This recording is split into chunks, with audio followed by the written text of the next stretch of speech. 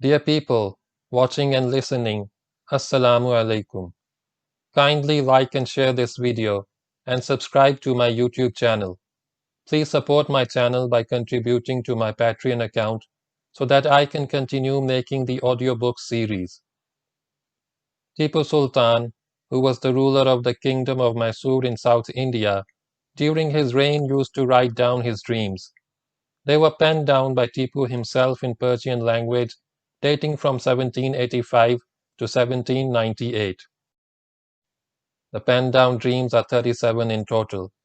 After the fall of Seringapatam in 1799, the manuscript was discovered by Lieutenant Colonel William Kirkpatrick after a thorough search of his bedchamber during the ransack of Tipu's palace.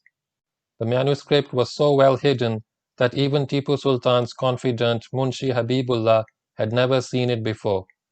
The letters have been translated into English by Dr. Mahmood Hussain, former Minister of Education and Professor of History in the University of Karachi, Pakistan. Dream 33. Almonds and Stones. On the first of the month Dini of the year Shadab 1226, from the birth of Muhammad on Thursday, when 4 watches of the day were yet to go, while in the metropolis I had a dream.